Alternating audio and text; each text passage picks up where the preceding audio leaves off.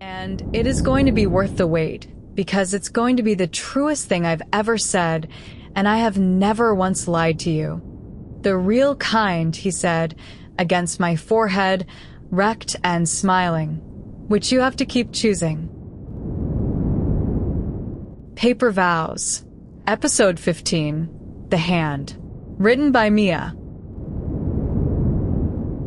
We sat with the lawyer's sentence for a long time after she'd hung up, a piece of paper in both your hands that says the marriage was always meant to end.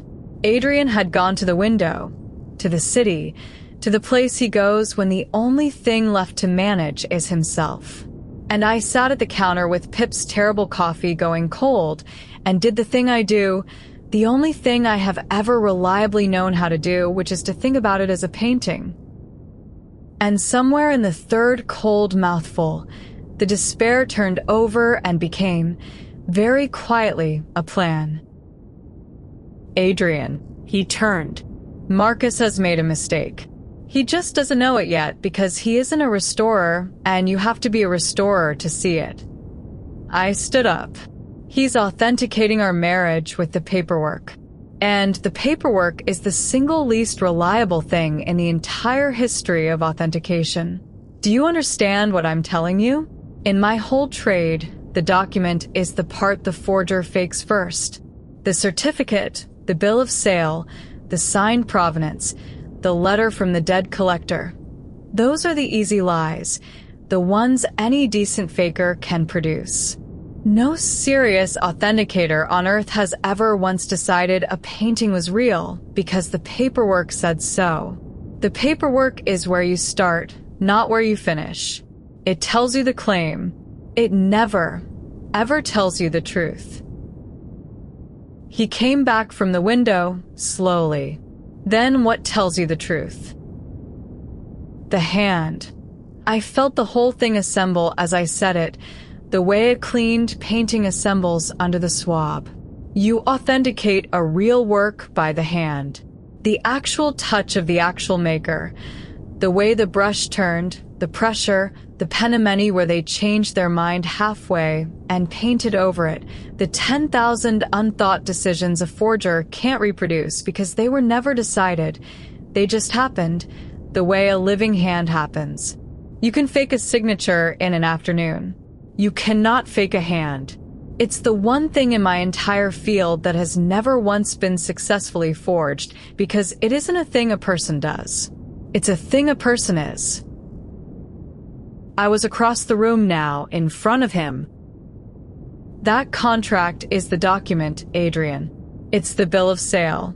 Marcus thinks it's proof, and it's proof of exactly one thing, where we started. It's the underdrawing. It's the sketch under the paint. And he's about to walk into a courtroom and argue that the sketch is the whole painting, that because the underdrawing says arrangement, the finished thing must be a fraud, and any restorer in the world could tell him that is precisely, exactly backwards. I was almost laughing, the terrible bright laugh of a person who has found the hidden door. We don't fight the contract. We let him have it. We agree with every word of it. Yes, it started as that. Here is our signature. Here is the expiry date. Here is the clause against feeling. We don't deny the underdrawing. We just show the court the hand on top of it. Everything that happened to the two of us that no contract produced and no person could fake. And we let 12 months of unfakeable hand stand against one page of fakeable paper, and we trust a judge to know the difference, the way the eye always, finally, knows. So we built it. The way I'd build a case for a disputed attribution, not the story, the evidence, not the frame, the paint. And the strange, undoing thing was discovering how much of it there was. How thick the hand lay over the contract, once we went looking. The lawyer came back and took it down in a kind of growing wonder, because she'd spent 30 years assembling the staged version of this, and had never once been handed the real one to work with. The penimony first, the places we'd changed our minds against our own document. A contract that forbade real feeling, signed by two people who had then proceeded, helplessly, to feel and left the evidence everywhere. The studio he built with my mother's exact light, which no arrangement required. The 4 years of secret rescue that predated the contract entirely. The fact that I defended him on my mother's parquet to 3 million strangers when the contract entitled me to walk. The fact that he'd turned his phone off and offered me his whole empire's worth of merger. And asked for nothing back. You do not do those things for a line item. They are pentimenti, the visible places where two people changed their minds about what they were, mid-painting, against the plan, and didn't paint over it. Then the hand on the child. This was the one the lawyer underlined twice. Because here was the thing Marcus's whole case could not survive if a judge ever saw it. How Adrian Vale is with Pip when there is no one in the world grading him. Not the photograph version. The 3 a.m. version. The man on his knees on a marble floor saying, "I know, come here to a nightmare." The man carrying a one-eared rabbit up a staircase like the crown jewels. The man who refused, against his own lawyer, against the safe win, to teach that child love was a performance because he would rather lose her honestly than keep her with a forgery. That last one, the lawyer said quietly, writing, is the whole case, if we can make them see it. A couple faking a marriage takes the staged win. Every time. It's free. It's safe. It works. The only kind of couple that refuses to perform their love for a court that's about to decide everything is a couple for whom the love is too real to fake. Your refusal isn't a weakness in the case, Esme. It's the authentication. It's the one move a forger would never make. And the fights, I added, because the lawyer's pen had paused and I wanted her to have all of it. You do not fight the way the two of us had fought. Over 4 years of buried truth, raw and exhausted and unforgivably honest, at midnight, over cold tea, with a person you are merely performing a marriage with. Performance is frictionless. That is the entire point of it. That is what makes it a fake. Nobody stages a 3 a.m. argument about whether secrecy is the same as love. You only ever fight like that with the people you have made the catastrophic mistake of actually needing. Our worst nights were better evidence than our best photographs would ever have been. The cracks were not damage to the case. The cracks were the case. I looked at my husband across a table covered in the evidence of our own accidental realness, and I thought, there it is. The hand. We'd been making it for a year without knowing. The way a painter makes a hand without thinking, and it turned out to be everywhere, underneath everything, impossible to fake and impossible to miss once you finally cleaned the surface and looked. And then I did the other thing. The one that cost. Because there was still sorrel, 30 days and counting, my mother's secret in his soft, patient hands, the second front Marcus had bought. And I understood now, with the same clarity, exactly how to take it from him, because it was the identical move. You cannot blackmail anyone with a secret they have already said out loud, and you cannot sell a document that everyone already has. So I wrote it myself. Iris's whole story. In my own hand. In my own name. The real one. The unframed one. I wrote about the gallery and the kindness and the lonely boy with the biscuits. And then I wrote the part I'd been guarding with my whole exhausted heart for 18 months. That my mother, in her last dying year, frightened and proud and out of options, had borrowed from a predatory man in the dark and lied to me about it on cheerful telephone calls and gone into the ground with the lie.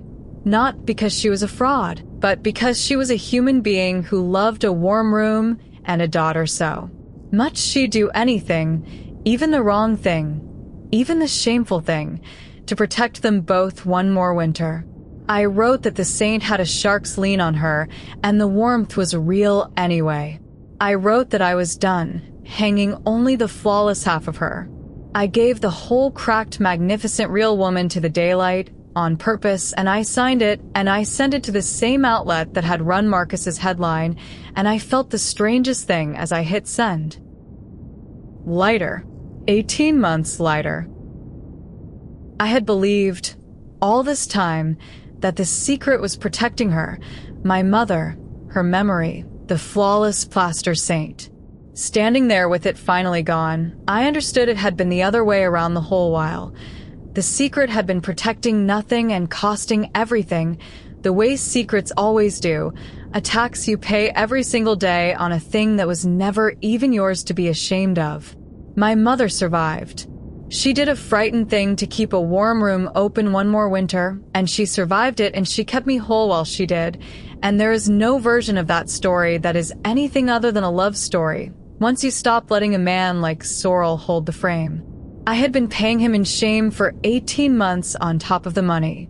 The money, I would settle. The shame, I simply set down on the cold pavement and left there for good. He is nothing now, I said to Adrian, when it was done and live and irreversible and out of my hands forever. Sorrel. There's nothing left in the dark for him to sell, because I just sold it myself, for free, and told the truth he was going to charge me to keep. He can have his 30 days. The debt's still real, and I'll deal with the debt. But the weapon's gone. You can't extort a person who has no secrets left. I laughed, wetly. Turns out the cheapest way out of blackmail is to simply stop being ashamed of surviving. And Adrian Vale looked at me, across the wreckage, in the daylight, with both our secrets finally out and the hand of our real marriage drying on the table between us. And he said the thing he'd been not saying for a week, and he said it badly, undefended, the way a man says a thing he has no idea how to manage. I'm in love with you. He said it fast, like ripping off something that would hurt worse slow. I know it's not the deal. I know the cleaning isn't done, and you haven't decided, and I am genuinely not asking you to say it back. I'd manage it for you if I could, take the pressure off, make it easy, but you've spent a week teaching me to stop managing things and just hand them over in the light. So, here, I'm handing it over. I'm in love with you, Esme. I think I have been since the visitor book.